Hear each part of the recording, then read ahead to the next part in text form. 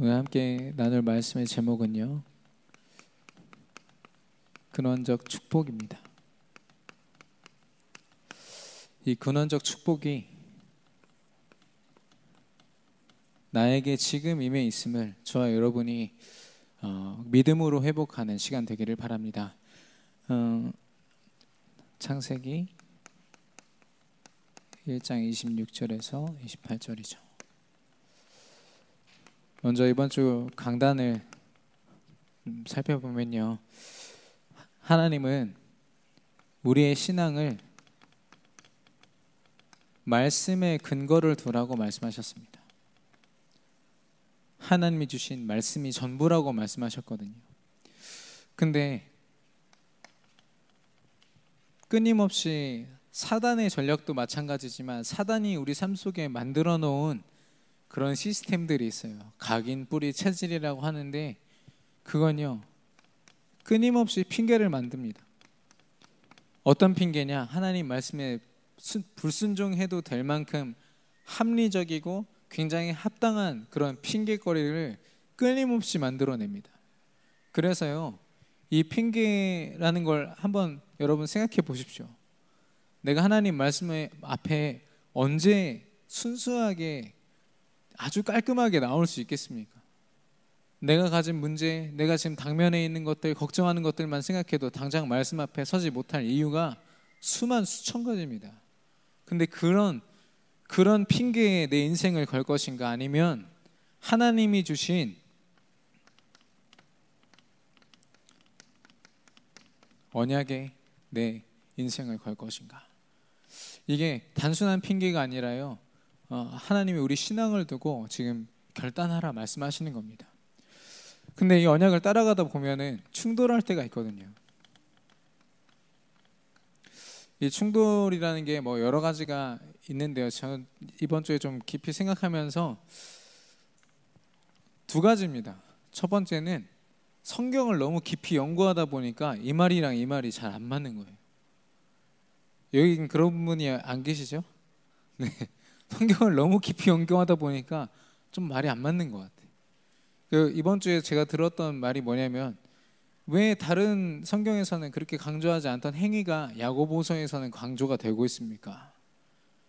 그래서 제가 답을 딱 줬습니다. 강단 말씀으로. 원래 언약으로 돌아가라. 그랬더니 답을 발견하더라고요. 신기하게도요. 뭐냐면 야고보서에서는 그렇게 쓸 수밖에 없었던 이유가 있었어요. 왜냐? 언약을 다 알고 있는데도 행위가 완전 하나님 자녀가 아니거든요. 그래서 언약은 분명히 알지 않냐? 그럼 이제 언약으로 사는 삶이 어떤 삶인지를 가르쳐 준 거예요. 언약 외에 다른 걸 설명한 게 아니라요, 언약이 언약 되도록, 그래서 언약으로 돌아가는 게 답인 거예요. 그렇게 성경을 너무 깊이 막 읽다 보면은 부딪히는 게 있을 수 있습니다. 그런 연구. 근데 그게 아니라면 대부분은 어디서 오느냐? 삶과 언약의 갭이에요. 당장 내 삶을 보면 세계 복음화 아무리 목사님이, 담임 목사님이 선포하셔도 나랑 상관없어 보이거든요. 난 당장 지금 하루하루 먹고 살기도 바쁜데 어떻게 세계 복음화 하라 하십니까? 어떻게 이걸 순종하라 하십니까? 하나님이 주신 그 사명은요, 하나님이 우리를 통해서 감당케 하시는 거지 우리가 감당하는 게 아닙니다, 사실. 근데 그걸 가지고 사단이 이 속에서 갈등하게 만드는 거예요. 근데 갈등할 이유가 없이 뭐라고 말씀하셨습니까? 원래 언약으로 돌아가라. 먼저 언약으로 돌아가고 포괄할 수 있는 하나님의 큰 사명으로, 천명으로 돌아가라 말씀하셨습니다. 우리에게는 그게 무엇입니까? 예수가 그리스도 되신다는 언약입니다. 우리가 어떤 상황 속에 있든 예수님이 그리스도 되셔서 지금 나와 함께 하심이 가장 크고 가장 축복된 언약입니다.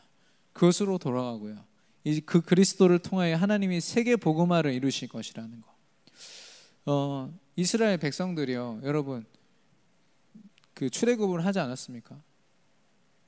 홍해가 갈라지는 걸 눈앞에서 봤어요. 그럼 불신앙을 하지 말아야 되잖아요. 근데 또 배고프다고 하나님한테 난리를 치는 거예요. 뭐 나를 죽여라 하면서 막 이렇게 또 하는 거죠.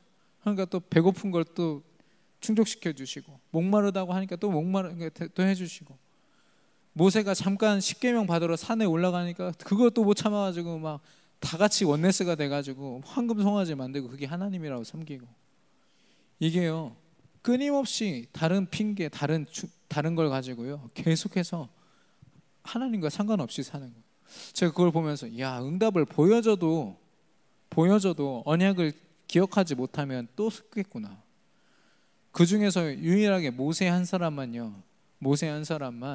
하나님이 지시할 땅으로 가라, 이 언약을 늘 기억했습니다. 내가 언젠가 그 가나안 땅에 가서 하나님 앞에 예배하는 그날을 계속 생각했던 거죠. 왜냐, 하나님 주신 언약이니까요. 그렇기 때문에 배고프고 목마르고 광야에서 주어지는 그 모든 시간들이요, 모세에게는 사실 갈등의 시간이 아니라 응답의 시간이었습니다. 하나님이 인도해 가시는 시간.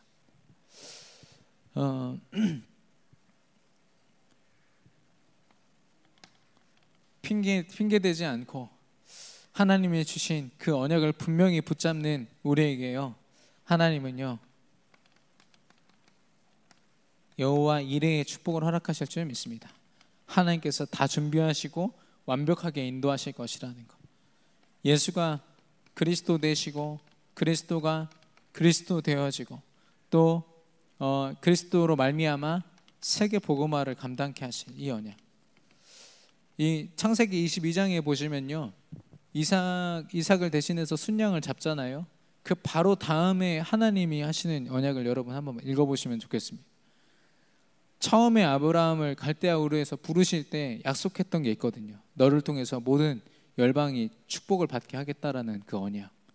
그걸요 다시 한 번 더 알려주세요. 그 먼저 주신 축복을요, 그 응답을요, 언약을 다시 한 번 더 하나님이 직접 설명하세요. 근데 어디서요? 이삭과 그 아브라함 앞에서요. 전에는 아브라함 혼자 언약을 받았는데요, 그 응답을 통해서, 그 사건을 통해서 후대가 같이 그 언약을 딱 붙잡는 거예요. 저와 여러분에게 주신 응답인 줄 믿습니다. 분명히 허락하실 줄 믿습니다. 이것으로 말미암아 우리가 우리 후대들을 지킬 수 있고 후대들을 세계 복음화 언약의 그 대열 속에 세울 수 있는 겁니다. 승리하시기를 바랍니다.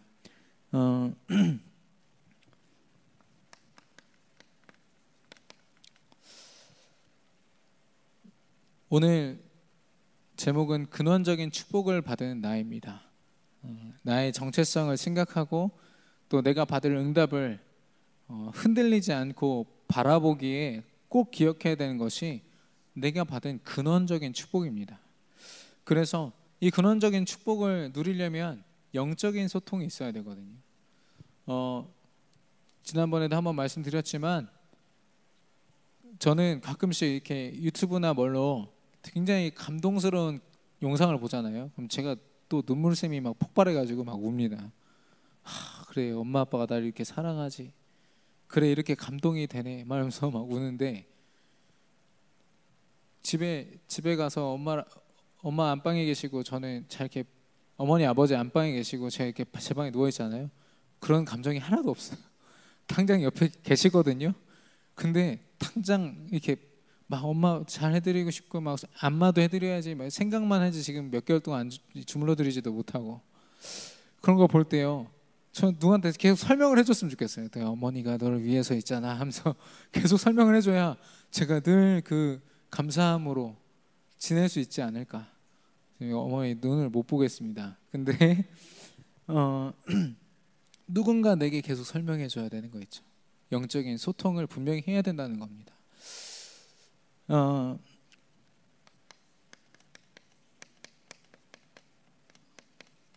영적인 소통을 분명히 해야 되는데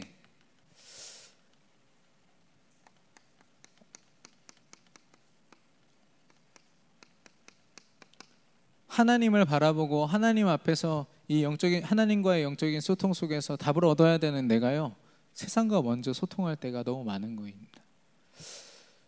세상은, 우리가 의지하는 세상은 어떤 모습입니까? 하나님이 말씀하시는 근본 문제 속에 있는 현장입니다. 이 근본 문제는 창세기 3장의 사건을 통해서 주어진 것이죠. 바로 사단에게 속았습니다. 사단은 근본적으로 하나님 앞에 대적하는 그런 존재입니다. 그 사단이요, 인간에게 뭘 설명할 수 있겠습니까?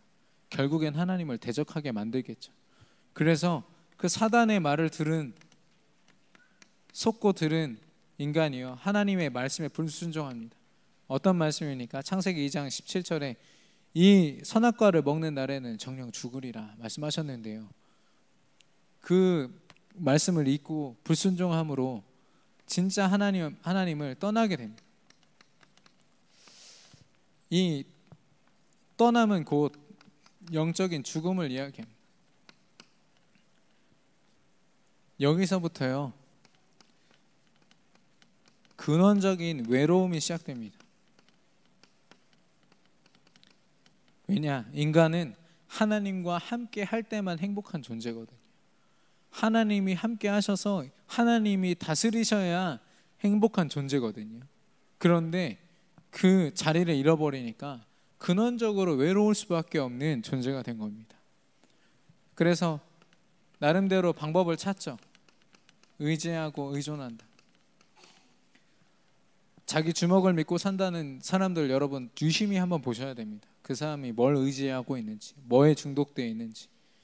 하나 예외 없이 다 중독되어 있어요. 자기 주먹을 믿고 산다면 자기 스스로도 행복해야 되지 않겠습니까? 그러나 그렇게 할 수 없는 존재인 거예요.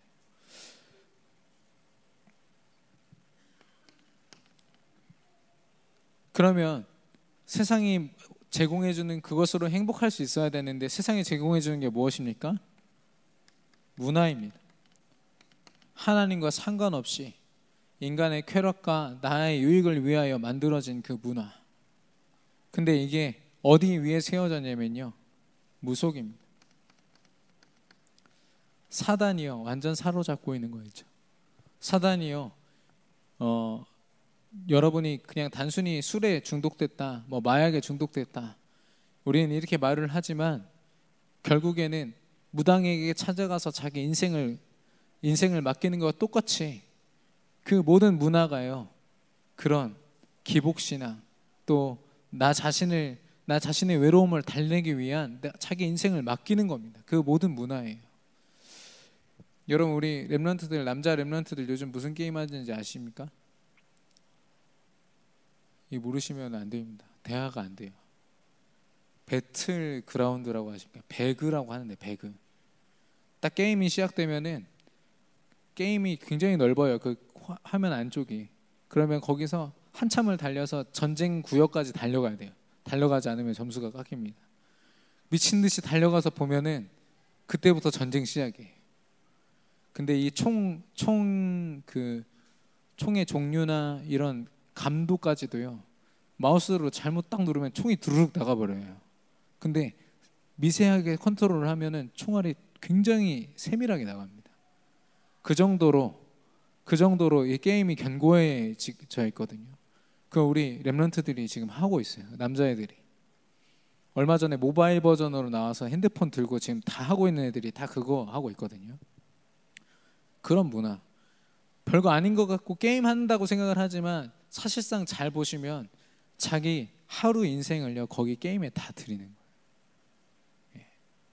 거기다 대고 야, 공부해. 이 공부해야 되지 않겠니? 세계 보고만 해야지. 들리질 않아요. 왜냐? 내 인생 걸었어요 지금. 근데 거기에 인생에 어떤 답이 될 만한 답을 주지 않으면서 세계 보고만 해야지, 뭐 해야지, 들리지가 않죠. 아무리 랩런트들이라도. 세상이 그렇게 지금 흐름을 만들었는데요. 근데 이 흐름을 잘 보십시오. 이게 지금 사도행전 13, 16, 19 그 내용이지 않습니까?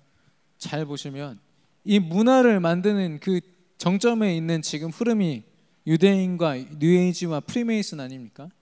그 사람들이요, 겉으로는 그냥 사람들이 모여있는 활동 뭐 이 정도로 이해를 시킵니다. 하지만 잘 보시면 종교 집단이에요. 완전 사단을 숭배하고요, 영적인 분명한 활동을 하는 흐름입니다. 그렇기에 사단이 깊이 역사할 수밖에 없고요, 사실 여기에 지금 사로잡혀 있는 겁니다. 그냥 단순히 문화라고 해서 우리가 아 그래 문화 하지 말아야지 이 정도가 아니라요. 정말 치열하게 영적인 싸움을 싸우셔야 됩니다.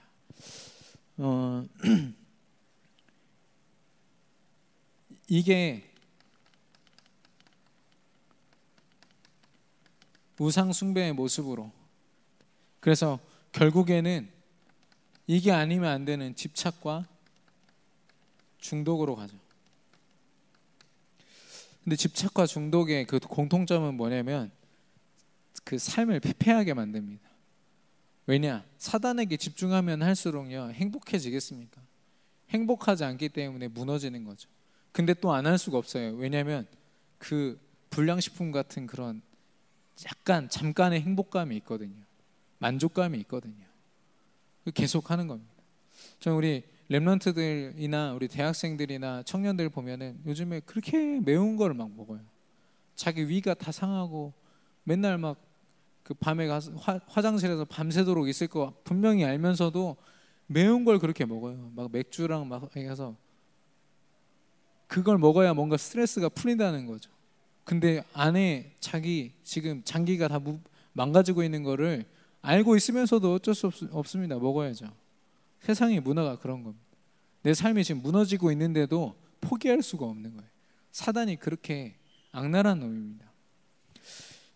그런 우상 숭배를 두고 하나님은요 고린도전서 10장 20절에 보니까 이방인에게 제사하는 것은 귀신에게 하는 거라고 했습니다.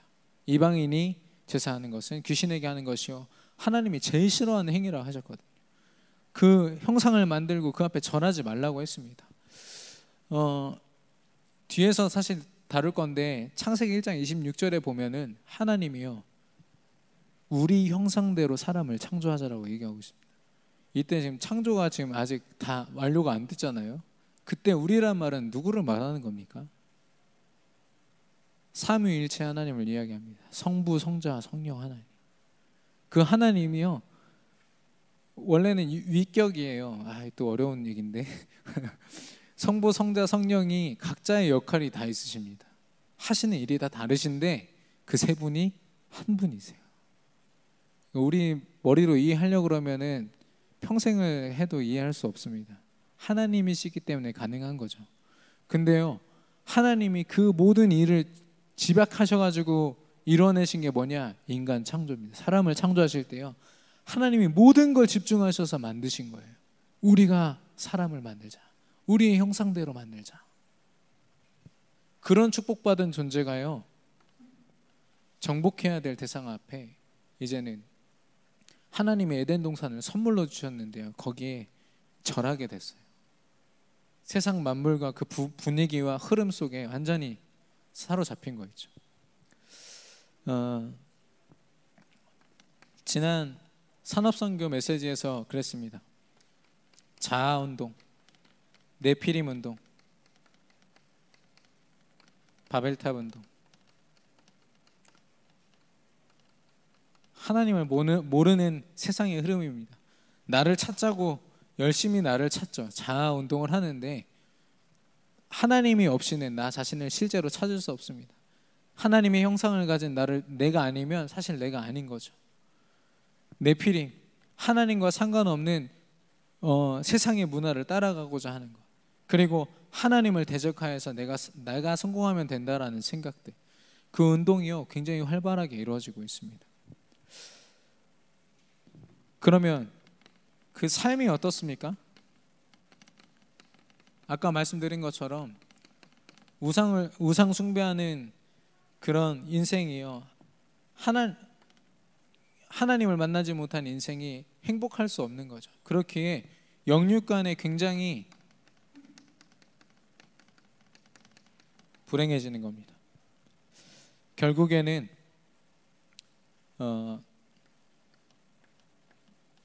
아까 말씀드렸던 근원적인 이 외로움으로 그 인생이 다시 돌아가게 됩니다. 돈이 많아도 상관없고 많건 적건 뭐 무엇을 이루었건 상관없습니다. 그리고 그 죽음을 통하여 어떻게 합니까? 영원한 외로움을 우리는 분명히 믿지 않습니까? 지옥이라는 곳이 있다는 것을. 그것이 얼마나 외로운 곳이겠습니까? 그곳에서 뭐 사람이 사람을 도울 수 있겠습니까? 절대 그렇지 않죠. 가장 영원한 외로움 속에 갇히게 되는 겁니다. 그리고 죽음과 동시에 이 영적인 외로움을 후대들에게 전달하고서 죽게 되는 거죠. 그게 대물림의 저주 아닙니까? 세상의 흐름은 지금 이렇습니다. 혹시나 저와 여러분이 세상을 혹시 의지하고 있다, 내 행복을 위해서 의지하고 있다, 분명히 우리가 도전하고 이겨내야겠죠. 그래서 사단이 계속해서 이걸 건드는 겁니다. 근원적인 외로움을. 야, 너 외롭잖아. 근데 그 인생의 위기라는 게요, 참 이렇게 저는 이렇게 많이 경험은 안 해봤습니다. 여기 계신 분들 많은 걸 경험하신 분들이 계시기에 제가 조심스럽지만 그 과테말라 화산 폭발하신 거 아시죠? 그 지금 60몇 명이 다 죽었잖아요. 근데 거기 죽은 사람들 중에 좀 어이없는 몇 명이 뭐 누구냐면 화산이 팍 터졌어요. 근데 시속 700km입니다. 그러면 KTX 2배 속도잖아요. 빡 터졌는데 사진 촬영한다고 와 멋있다 하면 갑자기 그 폭풍이 와가지고 쓸고 가버린 거죠. 거의 화산재에 뒤덮여 죽고 위기가 왔네 하는 그 순간에 그냥 탁 죽는 거죠. 그 위기를 막을 수 있는 힘이 없기 때문에, 그 위기를 거스를 수 있는 힘이 없기 때문에 죽을 수밖에 없는 겁니다. 세상의 흐름이 그렇거든요. 엘비스 프레슬리 여러분 아시죠? 굉장히 유명한 가수인데요. 자기 죽기 직전에 자기가 고백했어요. 진통제를 다 샜는데 5,000개 정도 먹었다고. 얼마나 많이 먹었으면 5,000개를 먹었겠습니까? 자기 인생 말년에요. 그렇게 외롭게 내가 이 약을 의지하면서 살다가 죽는다, 이런 고백을 했어요. 그리고 그 굉장한 그 과학자죠, 아인슈타인도요, 세상은 나를 향해서 이렇게 카메라를 들이대고 난 유명한 사람인데 내가 왜 이렇게 외로운지 모르겠다 라고 이렇게 이야기를 했습니다. 내가 가진 것과 상관없는 거죠. 하나님이 부재해 있는 그 모든 곳에는 근원적인 외로움이 있을 수밖에 없는 겁니다. 그래서 이 세상에서 불신자들이 어쩔 수 없습니다. 여기서 그냥 뒹굴고 사는 게 그들의 인생이고 빨리 우리가 건져내야겠지만 저와 여러분이 여기 있을 이유는 없다는 거죠. 저와 여러분이 여기서 헤맬 이유가 없다는 거죠. 삭개오라는 사람 여러분 지난주에 나눴지만 세리이지 않았습니까? 세금을 뜯어다가 외국에다 자기 포로로 잡고 있는 그 로마라는 나라에 바치는 사람이에요. 얼마나 자기 민족에게 욕을 먹겠습니까? 근데 삭개오라는 이름이요, 순수함 이런 뜻이에요. 그러니까 자기 이름이랑 지금 상관없이 막 살고 있는 거예요. 하나님과 상관없는. 그래서 삭개오가 굉장히 얼마나 외로웠으면 예수님 나타나셔서 예수님이 자기 좀 바라봐 달라고 뽕나무 위에 올라가지 않습니까?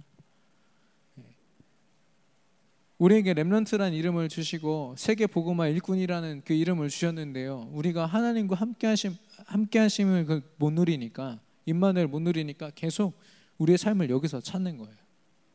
여기에는 혹시 우리 행복이 있지 않을까? 다음 주가 6월 13일이 지방선거지 않습니까? 온갖 흑색 선전과 이런 것들이 계속 되어지고 있는데요, 뭐 보수다 진보다 저는 이제 그런 말도 이제 쓰고 싶지가 않더라고요. 이게 어떤 기준으로 삼을 만한 게 없는 것 같아요, 이 세상에. 그냥 그 공약들 보다가 그나마 이 복음을 방해하지 않는 공약들이 있으면 좀 그런 쪽으로 택해야 되지 않을까, 막 이런 생각도 들고, 막 투표를 해야 되나 막 이런 생각도 막 들고요. 근데 그 흑색 선전을 보니까 제가 어떻고 그 세상의 흐름이라는 게요, 끊임없이 갈등이 조장되는 거예요. 사랑할 수가 없습니다.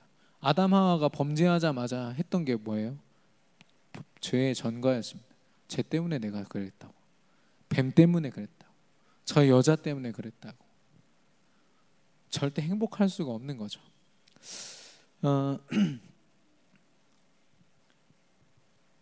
그래서 하나님은요, 세상과 소통하기 이전에 하나님과 소통하라고 말씀하십니다. 근본 문제가 있다면 하나님이 주신 근본 답이 분명히 있습니다. 창세기 3장 15절에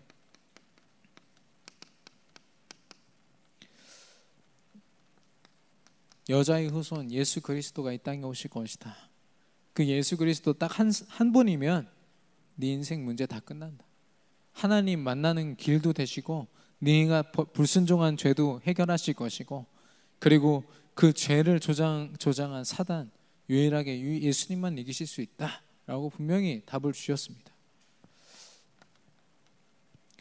그리고 그 답을요 확증하시는데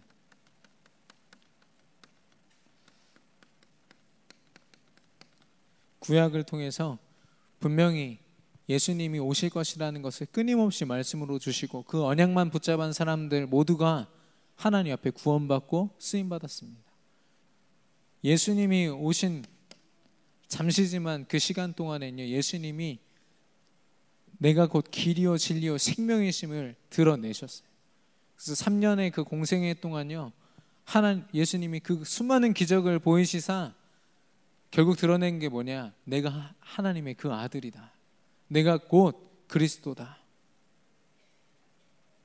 예수님이 승천하신 이후에 신약에서는 그 언약을 붙잡은 예수님의 제자들과 초대교회 성도들이요 그리스도를 선포함으로 세상을 바꾸고 또 정복하는 모습들이 고스란히 담겨 있습니다. 하나님이 말씀을 통해서 확증하신 거예요. 이 언약으로만 치유할 수 있고 회복될 수 있습니다.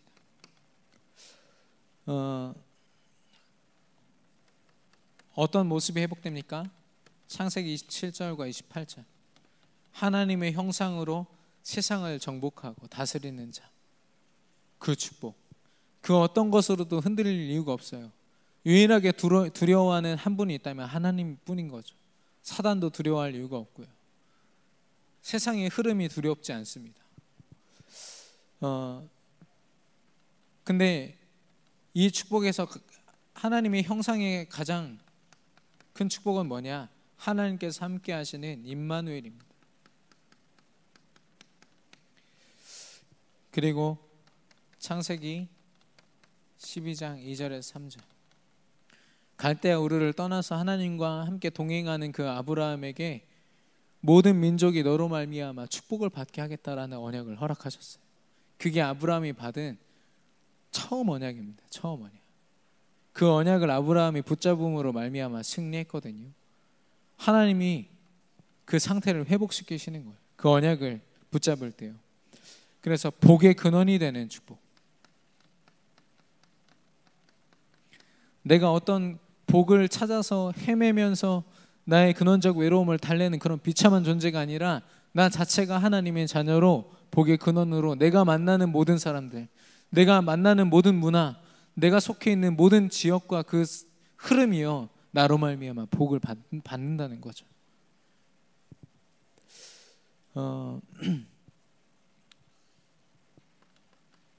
정복자로 증인으로 나를 세우신다는 겁니다. 하나님은 지금도 우리와 함께 하시기를 원하십니다. 이게 가장 큰 응답이요 축복이죠. 우리의 육신적인 어떤 가짐과 상관없이요 하나님이 함께 하신다면 그 인생 최고로 축복된 인생입니다. 예수님이 주인으로 모셔진다, 그 인생이 최고로 축복된 인생이죠. 저 웃지 못할 일이 있었는데 지지난주에 등록한 우리 대학 청년부에 2명이 있어요. 근데 갑자기 왔어요. 스스로 왔대요. 그래서 왜 어떻게 왔냐 했더니 과기대에 지금 다니고 있는데 교수님이 우리 교회를 추천했다는 거예요. 그래서 그러냐고. 그래서 제가 여기서 복음을 설명했거든요. 그래서 둘이 막 뜨겁게 영접하고 하나님 자녀로 이제 신앙생활을 시작했다 했는데 알고 보니까 교수님이 말씀했던 세계비전교회가 여기가 아닌 거죠. 복합터미널 근처에 있는 조그만한 교회인데 이제 택시기사 아저씨한테 세계비전교회 갑시다. 그러니까 여기로 안내를 한 거예요. 예. 근데도 혹시 그 친구들이 교수님의 말을 듣고 여러 가지 이렇게 과정을 거쳐서 우리 교회를 다시 떠난다 할지라도 그들이 이미 하나님 자녀가 됐죠. 최고로 축복받은 겁니다. 이미 하나님 함께 하시거든요. 근데 지난주에 또 왔어요. 2주째 참여했고, 글쎄요, 우리 포럼하는 거 보니까 계속 올 것도 같고요. 여러분 기도해 주시길 바라고요. 어쨌든 그 인생이요, 실수했지만 최고로 축복된 거 아니겠습니까?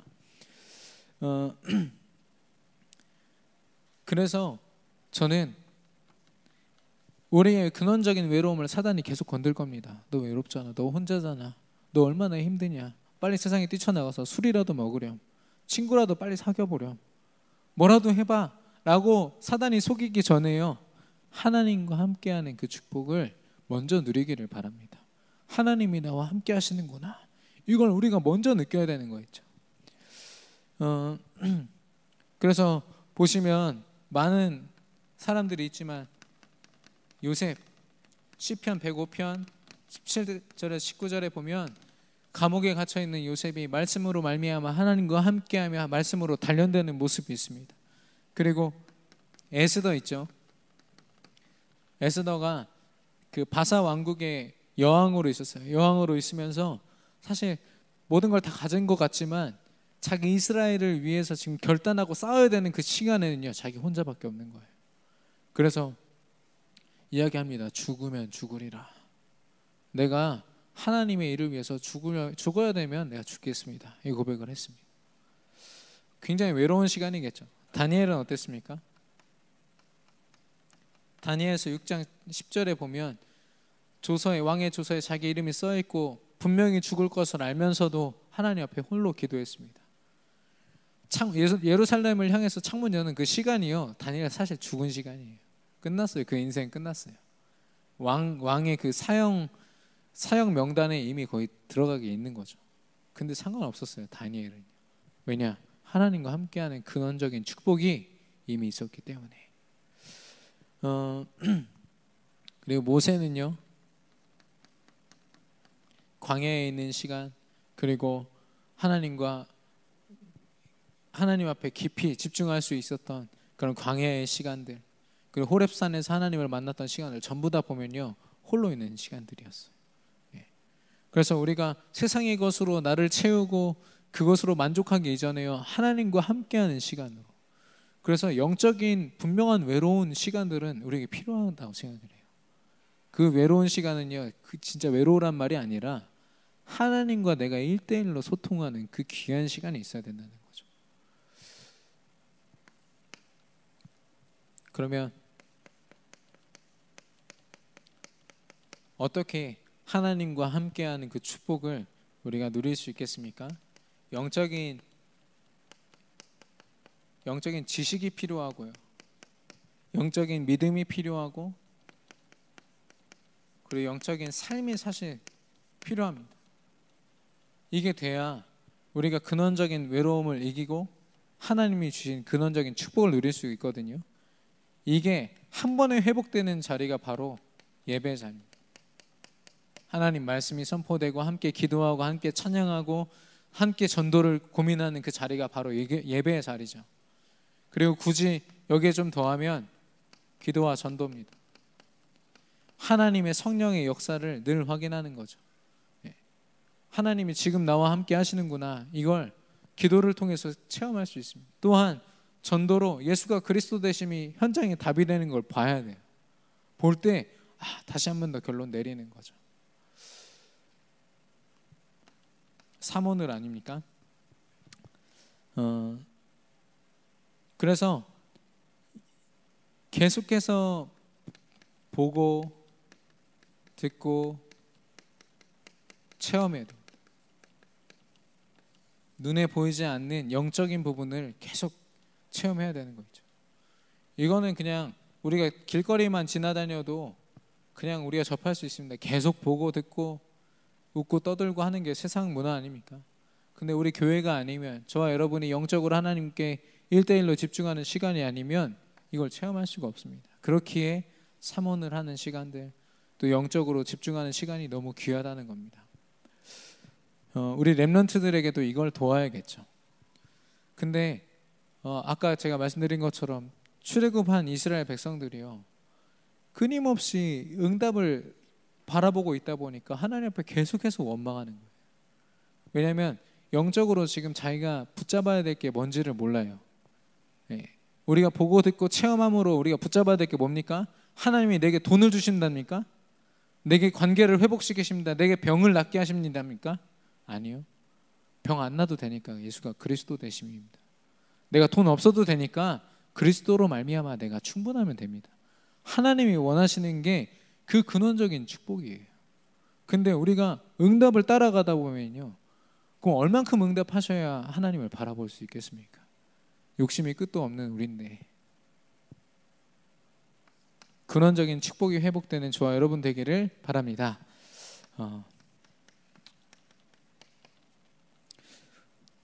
하나님은요, 우리가 훈련되기를 원하십니다. 욥기서 23장 10절에서 17절입니다.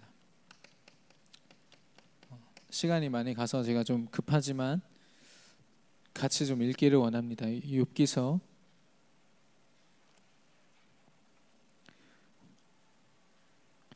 23장 10절에서 17절.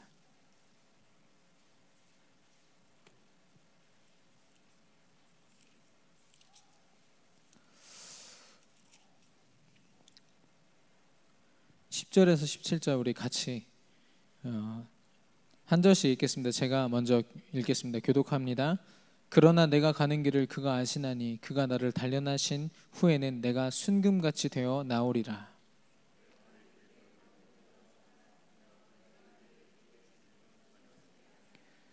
내가 그의 입술의 명령을 어기지 아니하고 정한 음식보다 그의 입의 말씀을 귀히 여겼도다.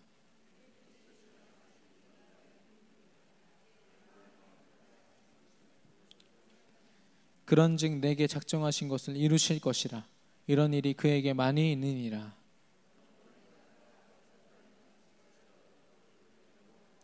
하나님이 나의 마음을 약하게 하시며 전능자가 나를 두렵게 하셨나니 이는 내가 두려워하는 것이 어둠 때문이나 흑암이 내 얼굴을 가렸기 때문이 아니로다. 아멘. 이 욥이요, 지금 사단의 시험으로 완전히 모든 걸 다 잃었어요. 최고로 외로운 그 시간에 고백한 겁니다. 내게 모든 것을 주시는 하나님, 내게 모든 것을 계획하신 하나님, 나는 그 하나님만 쫓아간다. 내가 두려워할 것은 하나님밖에 없다. 그렇기에 하나님만 의지한다. 지금 이 고백을 하는 겁니다. 나의 두려움은 흑암이 주는 두려움이 아니라 하나님의 전능하심 앞에 엎드릴 수밖에 없는 두려움이다 라고 이야기하고 있습니다. 다윗이요, 시편 23편에서도 고백하지 않습니까? 1절에서 6절에 내가 여호와로 말미암아 부족함이 없으리로다. 그가 나를 푸른 초장으로 인도하시는도다. 언제 고백했습니까?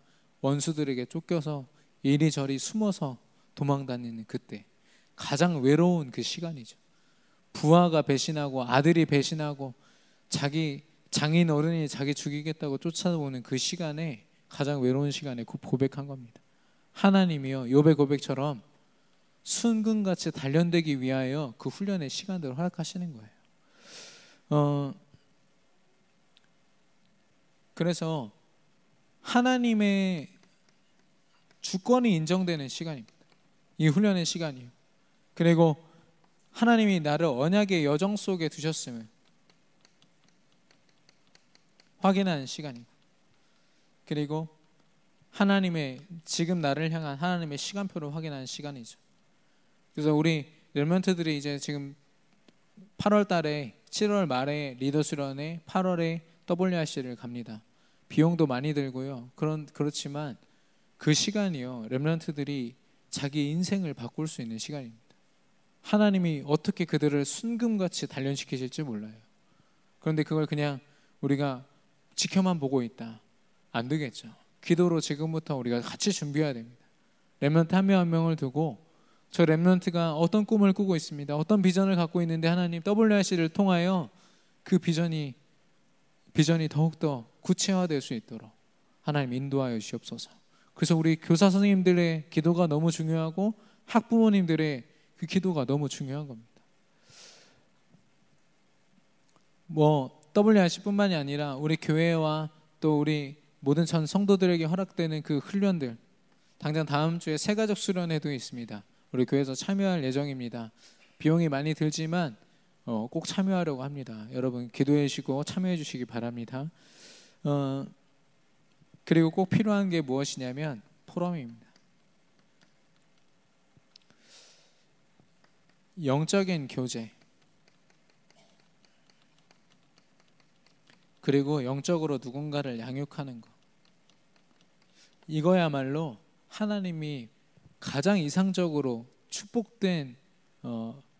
축복되게 보시는 그런 관계입니다. 인간 관계예요. 같이 사업을 하고 같이 어떤 목표를 이루고 하는 거 다 좋아요. 그런데 이게 안 되면 끊임없이 다시 우리는 이 상태로 돌아가게 되어 있습니다. 우리 체질이요. 근데 우리가 강단의 말씀을 가지고 포럼할 수 있다.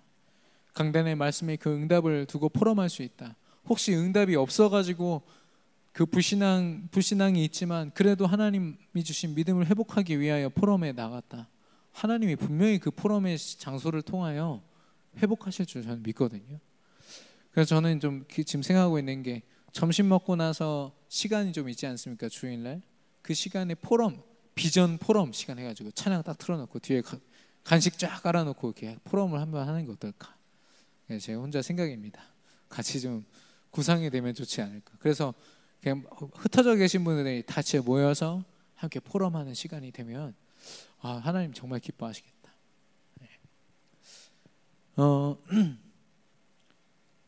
그래서 이 포럼을 통하여 불신앙을 점검하는 겁니다. 구역 예배에서요, 불신앙이 조금이라도 나눠지잖아요. 그 불신앙이 순식간에 퍼집니다. 뭐 누구에 대한 얘기, 어떤 사람에 대한 얘기, 감당할 거 아니면은, 감당할 수 없으면 안 했으면 좋겠어요. 차라리. 저희 담임 목사님은 지금도 저한테 그러세요. 이건 너한테 도움이 안 될 것 같아서 설명 안 할게 라고 하시면 제가 알겠습니다 이렇게 얘기하거든요. 왜냐? 덕이 안 되거든요. 전혀 도움이 안 될 것 같고 언약 위에 나를 세울 수 있을 것 같지 않은 말은 뱉지 않는 겁니다. 얼마나 감사한지 몰라요. 혹시라도 우리 렘넌트들이 부모님이 하시는 욕을 들었다, 교회에 대한 욕, 사람에 대한 욕을 들었다, 그건요 정말 그 가슴 깊이 상처가 됩니다. 우리가 싸워야 되는 부분인 거죠.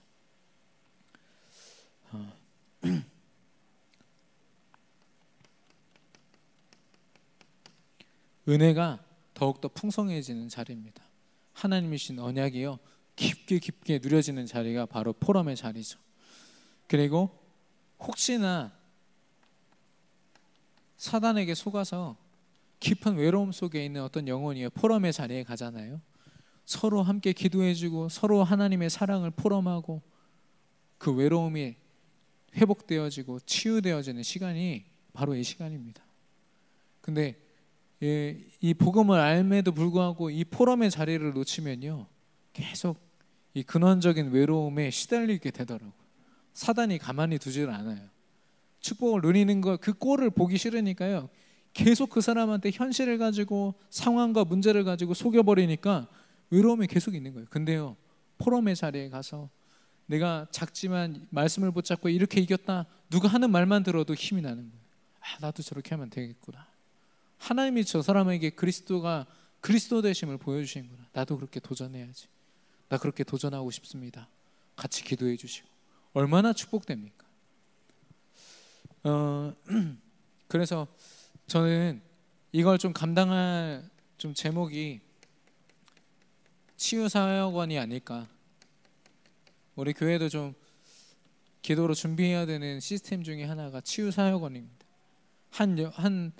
이 깊은 영적인 문제 속에 있는 영혼이 돌아왔을 때 끊임없이 말씀 듣고 포럼하고 또 말씀 듣고 포럼하고 말씀 들으면서 밥 같이 먹고 같이 생활할 수 있는 그런 시스템이 너무 필요한 거죠. 그 얼마 전에 유광수 목사님이 그 집회 때 말씀하셨어요. 앞으로는 어떤 단체든 이걸 건드려 줄 수 있는 단체에 사람들이 몰려들 것이다. 근데 이미 뉴에이지나 이런 쪽은요 그거 벌써 다 건들고 있어요. 다 그 작업이 들어가고 있습니다. 얼마나 체계적인지요. 우리가 이 부분을 두고 기도해야겠습니다. 깊이 함께 포럼하고 소통할 수 있는 것. 제가 필리핀에 갔는데 우리 윤사무엘 집사님이랑 같이 둘이 돌아다녔거든요. 그 선교 캠프 가서 30명이 돌아다니는데 큰 쇼핑몰 안에서 저랑 둘이 떨어져가지고 이렇게 잃어버렸어요, 일행을. 근데 분명히 버스가 10분 후에 출발이라 했거든요. 빨리 찾아야 되는데 못 찾으니까 윤사무엘 집사님이 저보다 더 불안해가지고 막 뛰어다니시는 거예요. 그때 제가 초등학교 5학년 때였습니다. 그래가지고 막 불안하게 막 이렇게 돌아다니는데 저기 어디선가 에이치 하는 소리가 딱 들린 거예요. 그럴 때가 제가 그랬어요. 아빠다. 아빠다. 사무엘 집사님 안 믿으셨거든요, 분명히. 근데 거기 가보니까 아빠예요. 아빠를 찾았어요. 그 집사님이 지금도 가끔씩 저한테 말씀하시면서 신기하다고, 어떻게 그걸 찾았냐면서 신기하다고. 그만큼 이제 갈급했어요. 우리가 빨리 찾아야 됐으니까. 우리가 근원적인 외로움 속에서요, 하나님의 음성이 귓가에 들려준다는 것은 정말 인생의 답을 찾는 시간입니다. 아버지의 소리를 들어야 돼요. 아버지 하나님의 그 소리를 결국 들어야 그 영혼이 삽니다. 아무리 다른 게 충족돼도 소용없는 거죠. 우리 렘넌트들 게임하고 친구들이랑 어울리고 아무리 열심히 해도요, 소용없는 거예요. 하나님의 말씀이 그 귓가에 들려줘야 되는 겁니다. 저와 여러분이 먼저 승리함으로 우리 렘넌트들 앞에 모델이 되는 그런 응답이 누리기 바랍니다. 결론입니다.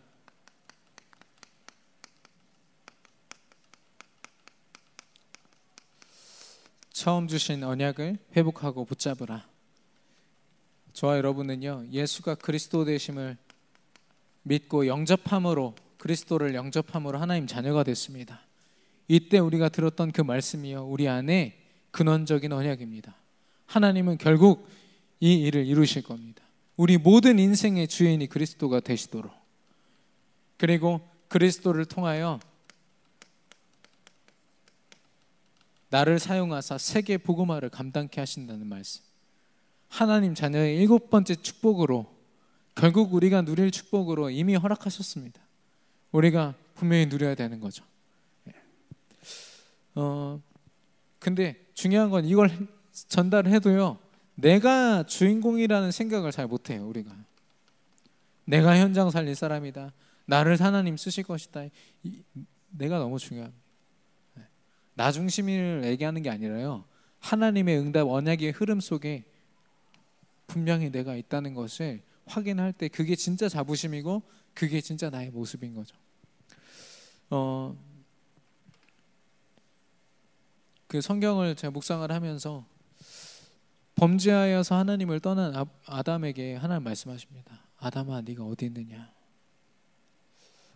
그리고 그 예수님을 3번이나 부인한 베드로를 찾아가서 부활하신 예수님이 질문하십니다.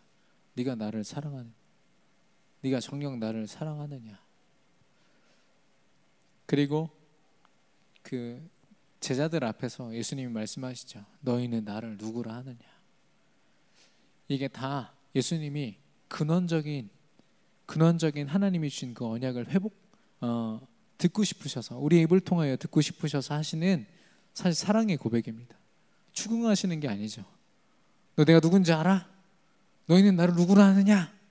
너는 진짜 나 사랑해? 이런 게 아니라 하나님의 사랑의 고백이, 우리를 하나님의 형상대로 지으실 때부터 하나님은 모든 걸 다 집중해서 우리를 사랑하셨다니까요. 그 사랑으로 오늘도 질문하십니다. 선민아, 너는 나를 누구라 하느냐? 네가 나를 정말 사랑하느냐? 너는 지금 어디 있느냐? 그 말씀 앞에, 그 질문 앞에 우리가 언약으로 대답할 수 있는 저와 여러분 되기를 바랍니다. 그런 저와 여러분에게 하나님이 예레미야서 33장 2절에서 3절, 크고 비밀한 일을 하나님이 계획하시고 하나님이